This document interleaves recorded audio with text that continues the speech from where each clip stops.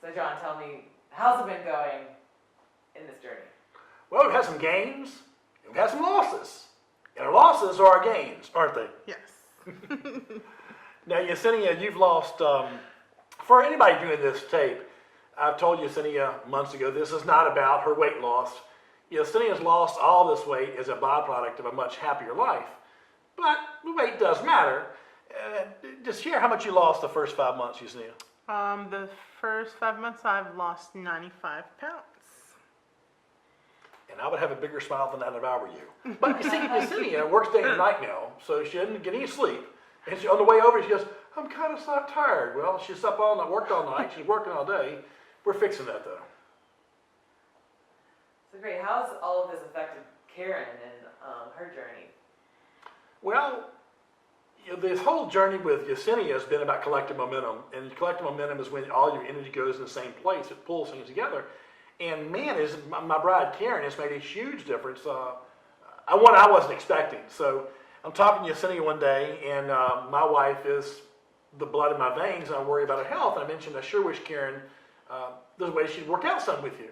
And Yesenia took that and called her and asked her if she'd work out with her. So I get home that evening, and she goes, John, she goes, I know you put Yesenia up to that. I said, up to what? Up to the exercise.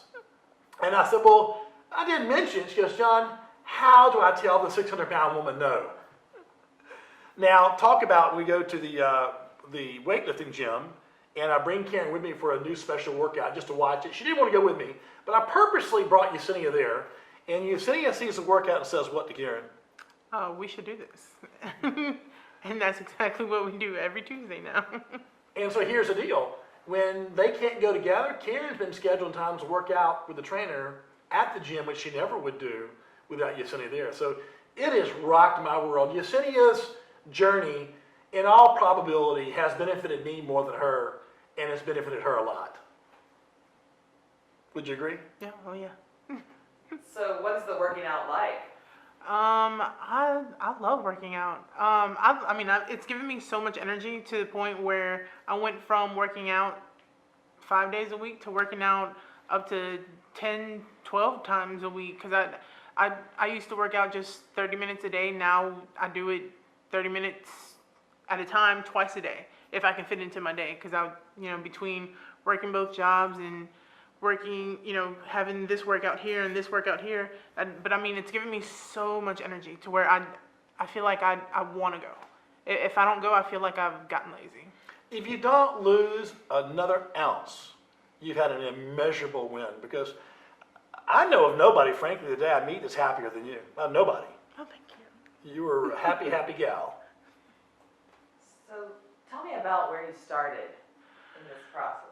Okay, so when I started, or whenever we first met, I was totally in a dark place. In the last video I mentioned about how, I mentioned just how I was in a dark place and how he kind of pulled me out of it, but I wasn't really too open about how I used to drink all the time. I literally used to drink like a fifth of vodka every day. That was my day. Every day, every time I got off of work, I would stop at the store and get a drink all the time. And even a little bit before I met John back in 2010, I tried to kill myself. I literally tried to tie up a bed sheet and try to make a noose out of it and put it around my neck and try to jump from the second floor balcony. And oh, you did do that. You did jump from it. I jumped did. from it. I did. Hit the ground, bounced, and fortunately, the sheet ripped on the way down. Mm-hmm. But that's just how miserable this wonderful person's life was. Miserable enough to jump off a second-story apartment building like that. I can't imagine it knowing her today. She is the Webster's definition of happiness.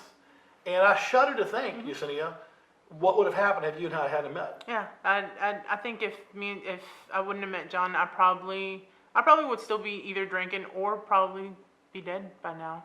Because I never would have started exercising. My health would have been worse. But people watching this are going to wonder, Yesenia. They're going to have to say, well, what did this guy do for you? And this guy also wonders, what did this guy do that lifted so much of a weight off your chest? How did I do that? You cared more. You cared more than I feel like anybody ever has. You listened, and you never gave up on me. And I feel like, so many people say that they want to help, and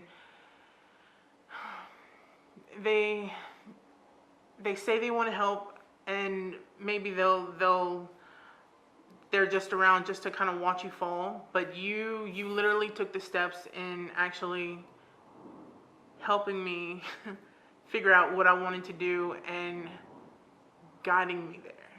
The minister that married my wife and I said that love is a verb, and I think caring is a verb. And all I really did, we spent time together, went to the spa to get our nails done and get your facials done and your feet done. And that was done on purpose because I wanted to demonstrate that this marvelous woman, just how value she was. In our society today, there is a erroneous value put on your weight. So this overweight person somehow is not as valuable as a person that's perfectly thin. And it's just as erroneous as you can get. So all I did, Yesenia, I did care about you, and I made that into a verb. And I enjoyed every moment of it. I mean, I've learned from you.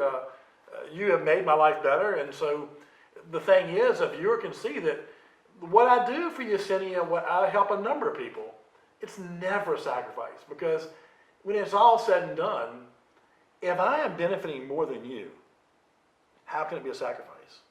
And I do benefit more than you. As happy as you will ever be, I get more, and I know it. I have all my happiness and then a blush of yours. And so if the world around us, if we all realize the best way to make the world better is to help your neighbor, how many more hungry people, how many more fights, yada, yada, yada. And you are my idea of a superstar. Everywhere we go, I am proud for people to meet Yesenia Meza. We do public speaking around the country. She gets more attention than me, and she ends up being a better speaker than me. Where are you now? Now I am excited to be alive. Before I remember before I never really liked to go anywhere, never really liked to be around a whole bunch of people. Now, like for instance, I'll go to kickboxing, and I love seeing new people in there because they'll see me and they'll think like, who's this big girl? And I like thinking to myself, I got this. Watch this. I love thinking that to myself. And you know what? I love that at every gym that I go to, between kickboxing, Planet Fitness, and even Centurion Fitness, everybody knows my story, and everybody knows who I am, and everybody like that. That's the star right there. That's the famous girl. Everybody knows me, and so it makes me so happy, and it's just like everywhere I go, it's just like it's so much positivity, and I'm so happy now. Like it's so much more different now compared to months ago or a year ago. When you weren't going anywhere, doing anything, she was embarrassed to be out in public. Yeah. And no more. You just own this thing. Yeah.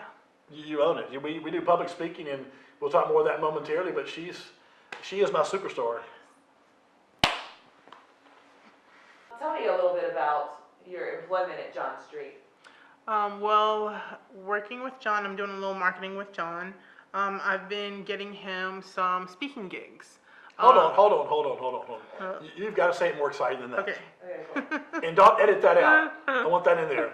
Okay, you didn't just get some speaking. Tell what you did. I've got him a bunch of speaking gigs. It's actually really exciting because we got like 5 speaking gigs this next week coming. In 2 days. In 2 days. So that's pretty exciting. I you know what? At first, I even told John, like, man, I felt like I'm not doing anything. I'm not getting enough. But when like they started coming in, I was just like, John, look what we got. Look what we got. But it was exciting. And they're coming. And you're just owning that. And so the only problem I'm having is Yesenia's working too much at the office, because she works all night and then tries to work all day at the office. But she's just a wonderment in the office. And I love when I walk in, I can see her face, and she owns this, and she literally owns every bit of it. And she's got me speaking. I think Monday I speak for 3 hours three 1-hour speeches, and then Tuesday 2 1-hour speeches. And you will be speaking as well, Yes. kind of like when we went to Chicago. So we go to Chicago, and I have a professional speaking engagement there. There's 25 professional speakers. And something just hits me. I think, I brought Yesenia with me because I wanted to give her that experience. But I think, you know what? I'm going to have Yesenia say something in this presentation. And everybody had very good presentations. Everybody's well prepared. I'm just telling you, when I called on Yesenia out of the crowd, the temperature in the room changed, the ambiance in the room changed, and people crowded around her wanting to know more. That's when I realized this girl owns it. And Tia, how did you feel? How nervous were you when I first called on you to speak in Chicago? You know, I was kind of nervous because we were like almost the last ones throughout the whole day, so I was kind of nervous leading to it. But I think when we got to it, it felt just kind of normal. And I told my story, and everybody was so inspired. And you know, everybody kind of came up to me afterwards and just like, you know, told me how much they loved my story, and even at the end, I think it was what was his name, Morrison? Yeah. Morris Morrison. He was in the middle of his speech, and he just told me how much he loved my story, and everybody was so receptive of it, and I loved it. And even just on the trip there, just like the airplane ride, the airplane ride was so exhilarating for me. I think that is what led me to. That's what kind of put in my mind really of me wanting to go skydiving. You do that without me. But that's in the cards one day. Yeah, Yesenia has a lot of goals that are physical goals, so skydiving, zip lining, something down at the beach and so forth. But Chicago was a bellwether for me because I realized it's a better way kind of telling the story. And now Yesenia has me speaking, well, let's talk about medical training college. Yeah. That's what we'll do Tuesday. So we're going to medical training college. And we go and we visit the administration before we speak. And to kind of get a temperature of what's going on in those schools. And they're really remarkable institutions because these are kids that are probably the first in their family to graduate from high school, and now they've got the further secondary education, but a lot of issues, a lot of need there. And so Yesenia was going to go with me Monday and Tuesday, and we'll make those presentations there. And we think we've got a way to really take this information and add more to it, add more meaning to it. It won't just be a presentation. We're going to further that.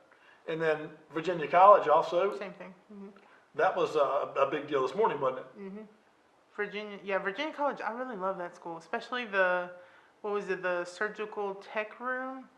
When I walked in there, it kind of excited me. It kind of made me want to go back to school for a second. So she wants to jump out of helicopters and she likes sharp blades. So as we speak locally and around the country, we don't want to just speak and go. We want to have a conduit to much further help for the folks that need help. So when we speak, we give them an opportunity either to join our organization as a helper or they can join to get help. And we have a local church here off Story Lane, Faith Chapel, that we're working with. And we have a program called Without Limits. Now, Without Limits, we teach everything to the person that comes from the very most basic things. You know, many people don't know how to balance a checkbook today. Many young families don't know how to budget. So we teach that. We teach the simple thing about how to do it, how to properly introduce yourself. When you're interviewing for a job, how do you shake your hand and make a good first impression? And we have social activities, so we will play baseball, we'll play volleyball, we'll go to movies occasionally. And that's something that Yesenia and I are really, really looking forward to because we're going to take that energy at the different schools we go to and different speaking engagements and funnel it into Faith Chapel and Without Limits. So tell me about Madison Prep. Over and say, Well, you tell us about it. There's more speaking engagements he has for me. So what is Madison Prep? So Madison Prep and East Feliciana are two of the high schools that we're going to be going to go speak to the students. Yep. That we've partnered with Pelican Bank.